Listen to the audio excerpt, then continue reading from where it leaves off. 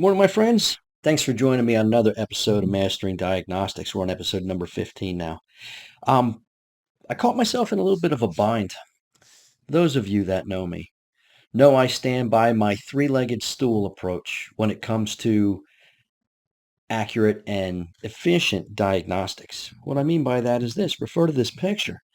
Just like this three-legged stool, all three legs are keeping the stool upright. We need three factors that help us remain efficient and accurate when it comes time to diagnosing and repairing vehicles.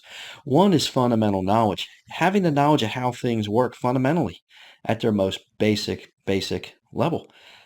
Two is having the correct service information that allows us to understand how the components work together as a system to accomplish a goal, information that allows us to understand when fault thresholds are crossed, and also what default strategies are in play when a fault is present. But the third leg, having the right tools for the job, is an equally important factor because I could be the smartest technician in the world and have a boatload of experience and know how to fix things properly. But if I don't have the right tools to complete that job properly, I'm not going to complete the job, or I might not get it done efficiently. So let me tell you a little bit of a story. A few weeks back, I had a windshield replaced in my truck because it was leaking. Shortly thereafter, my four-wheel drive, my electronic push-button automatic four-wheel drive was not functioning. And the end result was there was water ingress in my transfer case control module. That's right, the computer that drives the push-button automatic four-wheel drive system. The water ingress caused some corrosion between a few of the terminals, both the male and the female terminals between the connector and the connector body housed inside the transfer case control module. I had to replace the transfer case control module. Now, that repair was no big deal at all, but the problem I encountered afterwards was as follows. Once I started the vehicle and placed the truck into neutral and began cycling through all the different ranges of push-button automatic four-wheel drive, I came to this scenario. I went from two-wheel drive high to four-wheel drive low without a problem. And then I went from four-wheel drive low to four-wheel drive high, and there was some hesitation and some blinking of the indicators, and then it defaulted back to four-wheel drive low. In other words, it never completed the shift to four-wheel drive high. I located this document right here, a technical service bulletin labeled number 2239642, and the document reads as follows. If indeed you replace a component and the vehicle experiences erratic shifting or fails to complete a shift, they want you to relearn the clutch pack position that's currently stored in the transfer case control module's memory, its strategy. Because when it's unlearned and some wear takes place, the movement that occurs is insufficient and it can't complete the shift. But the only way to accomplish this relearn procedure is to recalibrate the transfer case control module, even if it already has the current calibration in it. So where's the problem in that? The problem is I'm not in the shop anymore. I'm at my home in New Hampshire, and I don't have access to the tooling required to program this transfer case control module. So is that really a big deal? No. I could hire a willing contractor to come out, a mobile diagnostician, if you will, a mobile automotive solutions provider who can come out and place software in my transfer case control module. If they're willing to do that for a civilian like me and not a shop, I could have the vehicle driven or towed over to a local shop that's willing to do the job for me at a reasonable price, and I'd have to wait in line just like everybody else. But I wanted to take this opportunity to demonstrate another option we have as shops, as automotive technicians, if we're not yet in the business of programming or recalibrating computers. And that comes with a little bit of help from my friends at OPUS IVS. With the OPUS IVS DrivePro, I was able to connect to my vehicle and connect to the internet wirelessly and establish some help, if you will, from the folks over at OPUS IVS. Their trained professional technical support staff was able to give me the software I needed in a timely fashion, and all I had to do was connect to the vehicle. They handled everything themselves. The fellow helping me was a professional GM technician with tons of experience, and again was able to jump in over the internet wirelessly to help me right at the comfort of my own home. Don't take my word for it, though. Let's head out to the car and take a look. I got this recorded live. Good afternoon. This is Brandon. Good afternoon, Brandon. This is Brian with OPUS IVS. I am calling you about a 2006 Chevy Silverado. It looks like you did a transfer case module and some wiring repair on that. Excellent. Thank you so much for calling me back. I can't believe how fast that was. Wow. We do our best. Much appreciated. Listen, I got to tell you, I've never done this before, but here's the story. This, as you read in my request, I had some water ingress issues on my transfer case control module. So I've replaced the module and, of course, repaired the wiring, in the connector.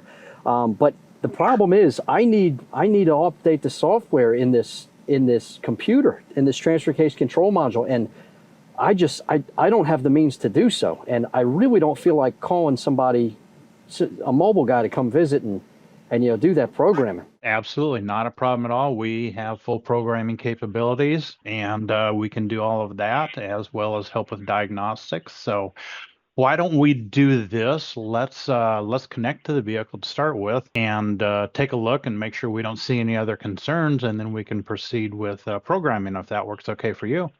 That sounds great. Listen, I did as you said earlier. I connected to the vehicle. It's running. I've got a battery support under the hood. I think we're ready to go. You just let me know what to do, because I've never done this before. Okay, not a problem at all. That's what we're here for. So I am going to go ahead and run into this. We're going to connect up here on the DrivePro and take a look at your vehicle.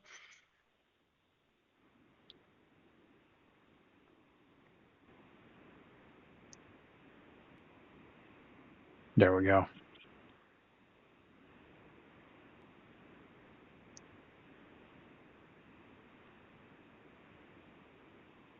So I'm just going in and building this vehicle, and we're going to take a look and just make sure that we don't have any other faults in here. So I'm going to run a quick test on this, which scans all the modules on the vehicle, make sure we don't have anything that's going to get in the way of programming before we try to program.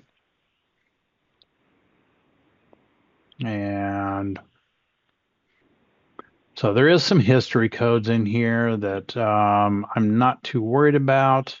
That shouldn't cause any issues as far as looks like we've got some wheel speed sensor issues, ABS issues, that sort of thing in here.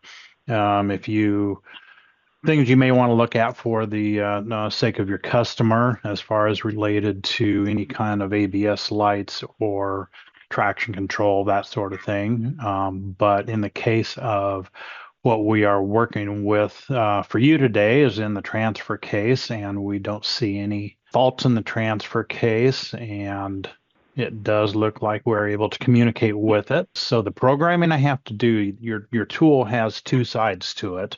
And unfortunately, you're only able to see one side of it because I'd be happy to share it with you, but I will verbally try and share with you what I'm doing. So I have to shut down this side of the scan tool of what you're seeing right now so that I can work on the other side. So the other side is basically just looks like a regular laptop type of a computer that I can run different programs and processes on the vehicle since we're connected. So we're going to take that back home, and then I am now working on the backside of the vehicle, and I am actually you're going to see this screen go black, which I believe it just did for you. Yes, sir. I did that. I shut that down so that we're not running too many processes on the, and then this is a computer at the same time. Things go much better with less glitches in the system when we do this. So, You want me to key on engine off? I'm running right now. yeah, let's do a key on engine off. Yeah, that'd be great. Okay. Perfect. And it takes a minute to get the programs connected, our programming to it. So we do actually connect directly into General Motors for programming. We have subscriptions to be able to do that, as we do with most all of our programming that is very manufacturer specific. So, and we always get waiting in our holding patterns, which we're doing right now.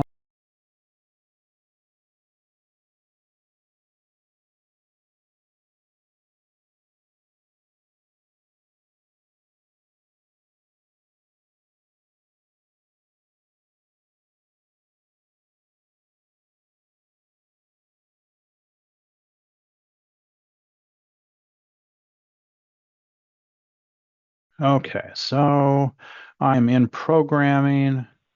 I am connecting to the transfer case module, and this is a 246 RPO code, November Peter 8.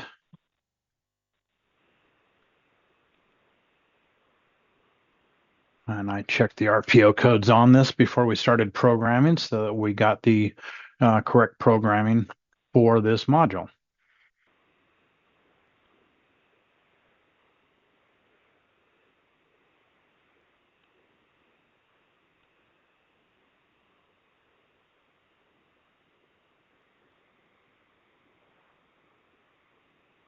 I am just verifying there's a couple of options, so we always want to make sure that we correctly identify our options.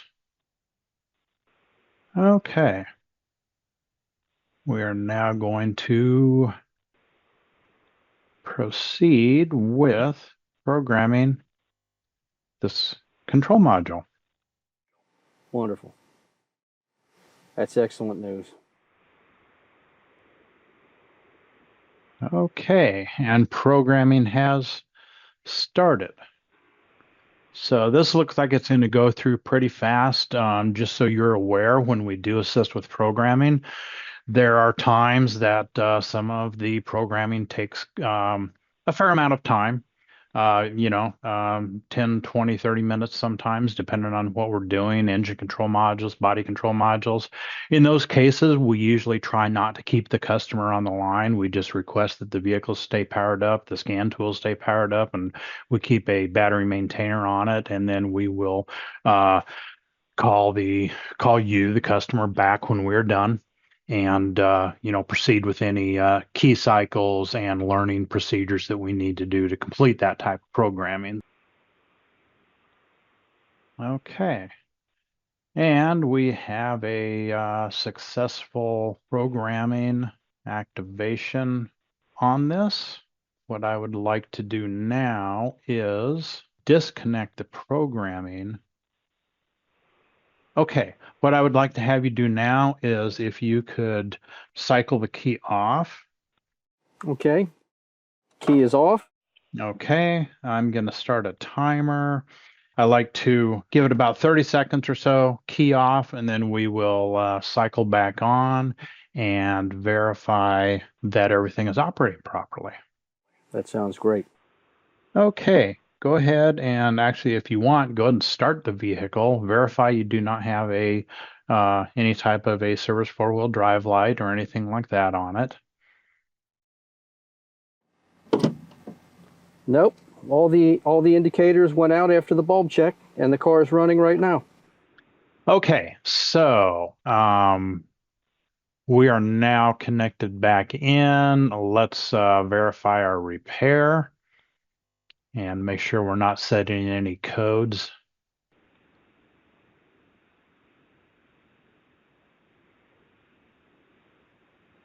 Just a quick learn on this, since you said that you're new to this tool, is anytime I go into engines, I always use enhanced powertrain, for the reason we get a lot more information when we're looking at like especially in the engine itself. As far as sensors and everything, we get the full spectrum of everything. I'm just going into the engine at the moment, even though that's not what we're working on, so that you can see that we have a plethora of sensors that we can look at, as well as actuations, special functions and that sort of thing that we're able to do with this tool also. And then always be aware also that the advantage also with this tool is that not only do we have the DrivePro, but whenever we need it, as you saw with programming, the other side of the tool is we can always have the option of connecting in with the factory scan tools. So in the case of this 2006 Silverado, it would be Tech 2. We have a virtual Tech 2 that we can install on this tool and use that if we need to use a specific. So the factory scan tool. Correct. Or on newer ones, it is GDS, and we also have that option. I know I also happen to work Chrysler products with Chrysler as YTech. We also have that option that we can connect directly into YTech. So as with anything, our scan tools work great, but sometimes the manufacturers limit the aftermarket world to certain functions and capabilities. And so we do have those capabilities also. We find a way to fix these cars no matter what. So that is our goal. Well, I'll tell you what, I'm confident in my know-how, and I'm confident in the tools I possess, but I also know part of that equation is having the right tools for the job, and in this case I was ill-equipped to carry out this programming event. So I'm very thankful for OPUS IVS, because you guys saved the day. You really did. Well, good. I'm glad to hear that, and I appreciate that. And I'm glad we were able to get this completed successfully for you. I see these other codes in here. Since I'm in here, we can clear these. We can leave them. What is your preference at this point? Do you want those left in so you can record and work on them if need be, or? You go right ahead and clear them if you don't mind, Brian. Those were self-created. Okay. Well, let's clear them out. And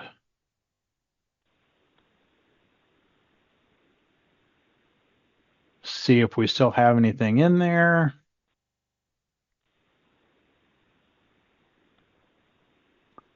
And it looks like we just have the airbag sensor that you communicated, said you do know that there is a issue with that on this vehicle. And Yes, so sir. that'll require some diagnosis. But other than that, it looks like you are ready to go. Is there anything else I can assist you with on this vehicle today? Brian, thank you so much. You've made this very simple and seamless for me, and I was a little bit stressed over it, to be honest with you. I don't do much programming, and I was very concerned with carrying this over the air from 1,000 miles away. If there's anything else we can do, you let us know, and we will be more than happy to assist. Brilliant. Thank you so much. All right. Thank you. All right. You take care. Bye-bye. That was cool. First, let's try four-wheel drive high. Achieved. Try four-wheel drive low. Achieved. So what do you think? I think it's a pretty decent option to have. Many shops do have the capability of programming, and I realize it's a very wise place to go, especially nowadays. There's money to be made.